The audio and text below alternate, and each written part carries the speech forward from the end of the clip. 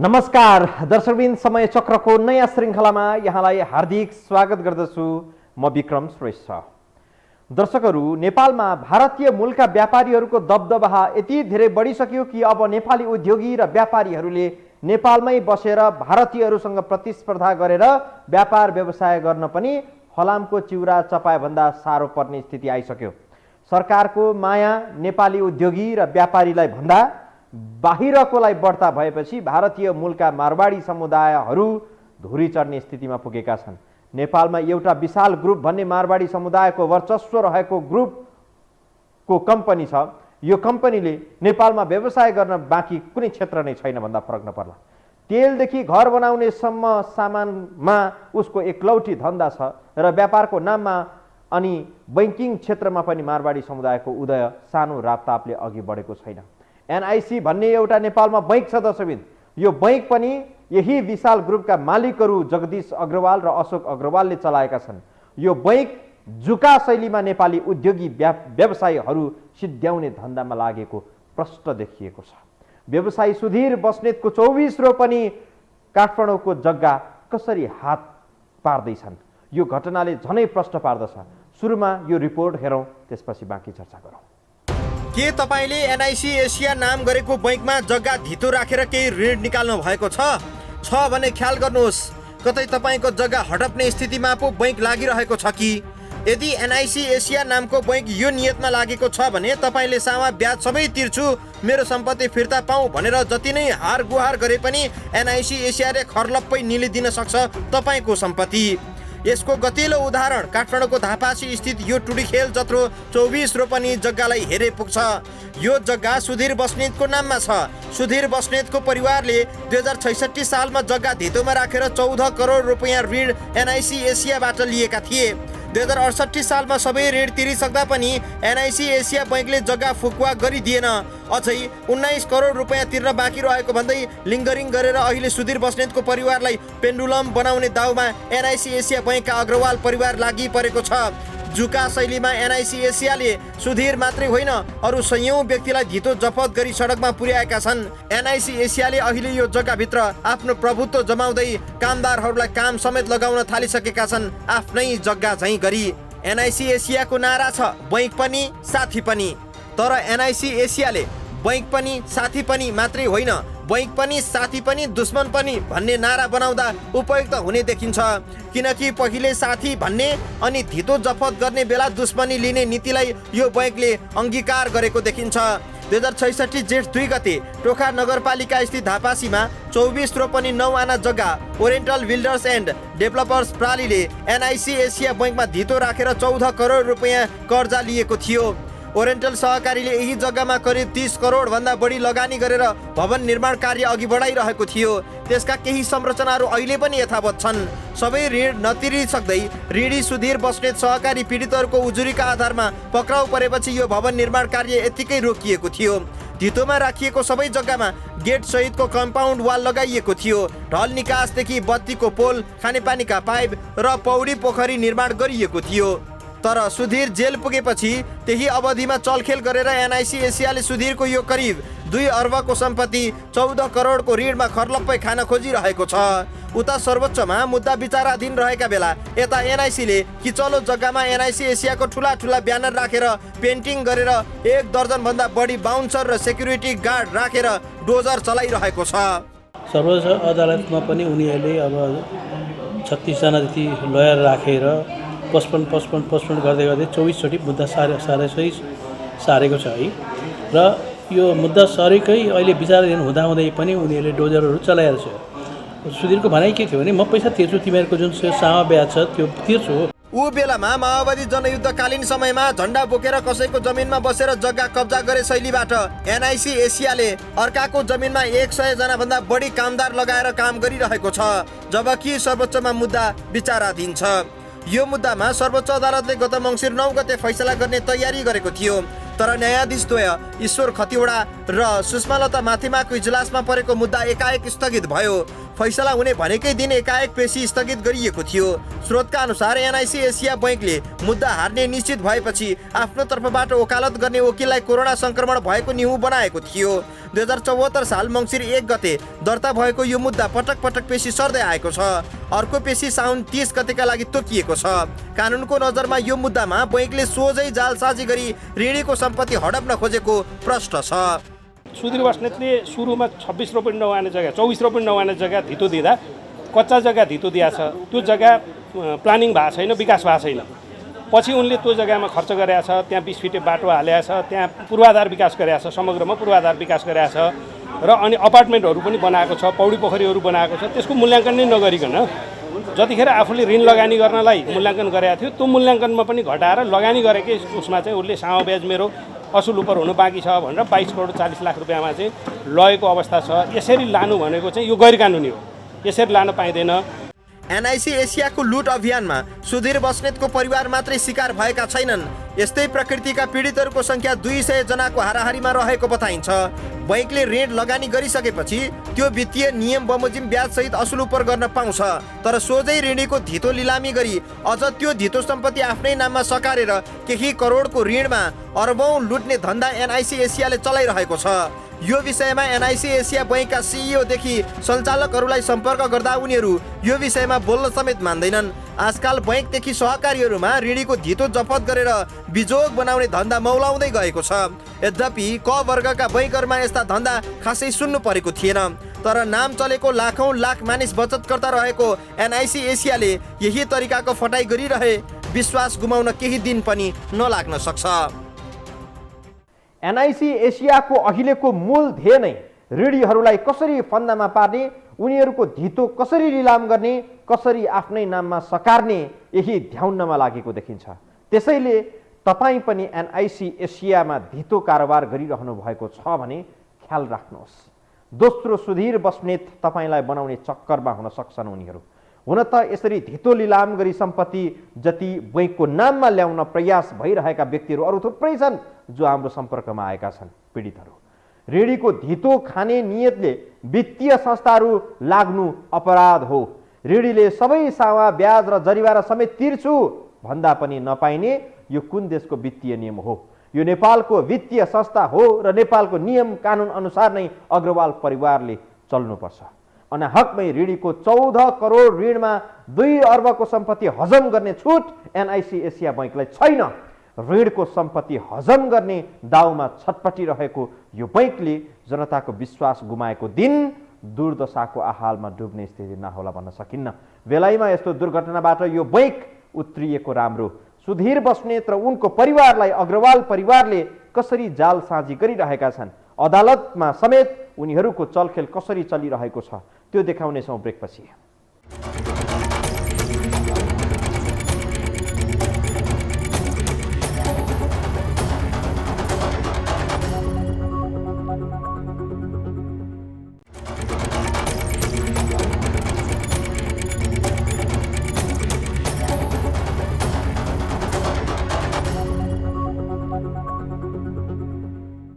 सुधीर बस्नेतले आफ्नो जग्गा फिर्ता नआउने अवस्था थाहा पाइसकेपछि 69 सालमै सर्वोच्च अदालतमा मुद्दा दर्ता गराएका थिए।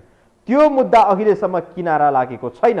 हुन त सर्वोच्चमा यस्ता मुद्दा हजारौंको संख्यामा विचाराधीन छन्, चाङ लागेर बसेका छन्। विचाराधीन मुद्दामा हाम्रो खास कुनै टिप्पणी पनि छैन, तर एउटै मुद्दामा महँगोमा 26 जनासम्म वकिल लगाएर बहसका लागि तयार पारेर एनआइसी एसिया बैंकले दसी प्रमाण जुटाउन खोजिरहेको छ। यत्रो धेरै खर्च किन गरिरहेको छ यसबाट पनि धेरै शङ्काहरू मेटिन सक्छ र पटक पटक पेशी सार्ने धन्दामा अग्रवाल परिवार र एनआइसी एसिया बैंकको व्यवस्थापक लागि परेको छ। मन्त्री प्रधानमन्त्रीसम्म आफूहरूको इसारा चल्ने बताउने र चुटकीका भरमा सबै व्यवस्थापन गर्न सक्छौँ भन्ने धक्कु लगाउनेहरूले नेपालको शासकहरूलाई प्रभावित नपारी बसेका छन् भनेर कसरी पत्याउने, कसरी विश्वास गर्ने?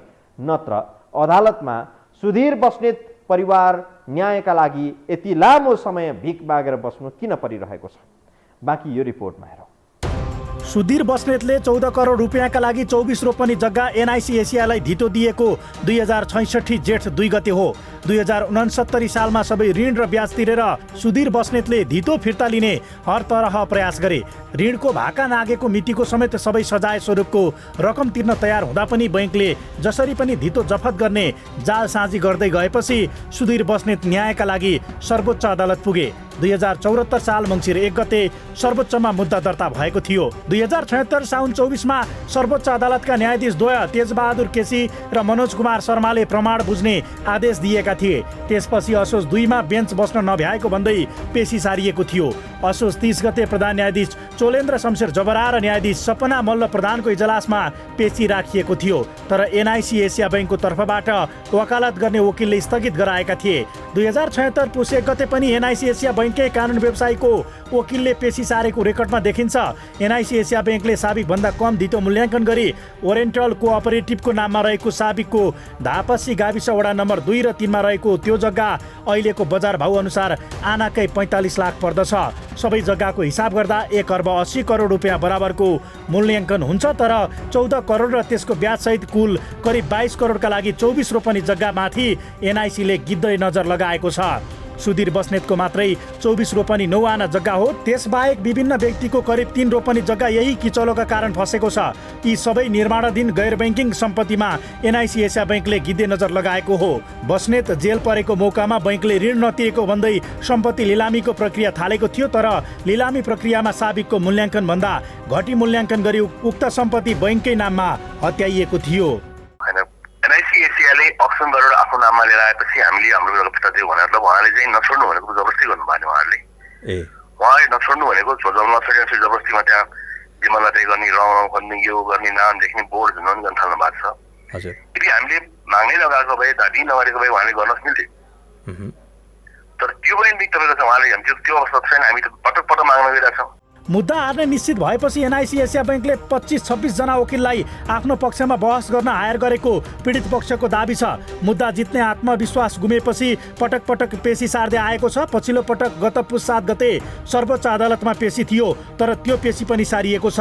सर्वोच्च अदालत नियमावली अनुसार 2 पटक भन्दा बढी पेशी सार्न पाइँदैन। तर किन हो एनआइसी एसिया बैंकले यो नियम मान्नु परेको छैन? हटाउन नदिने भन्ने र उहाँहरूले समग्रमा 8-9 पटक मुद्दा हटाइसक्नु भएको छ। हामीले पाउने सुविधा कानुन व्यवसायको हैसियतले पाउने सुविधा भनेको एउटा मुद्दामा 2 चोटि भन्दा मुद्दा हटाउन पाइँदैन। उहाँहरूले 9 चोटिसम्म मुद्दा हटाइसक्नु भएको छ।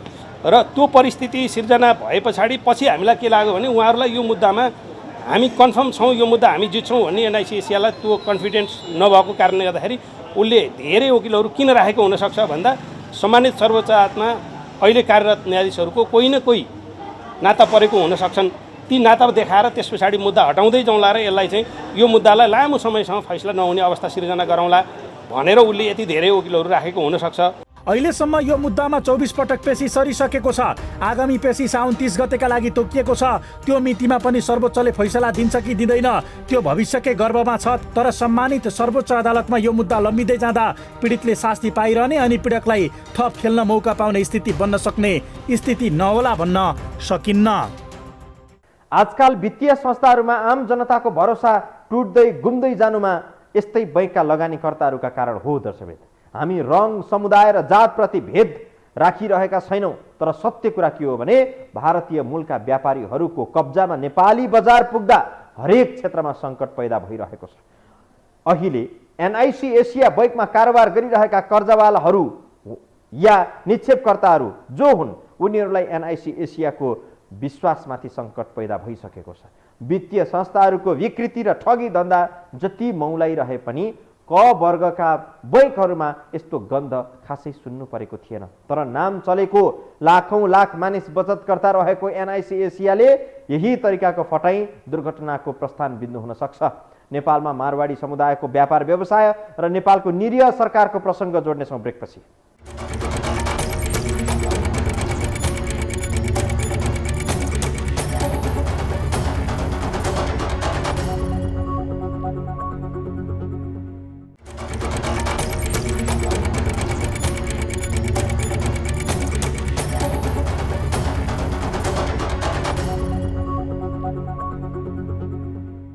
नेपालमा नेपाली उद्योगी व्यवसायीहरू भन्दा भारतीय मूलका उद्योगी व्यापारीहरू सर्लक्कै फस्टाएका छन्।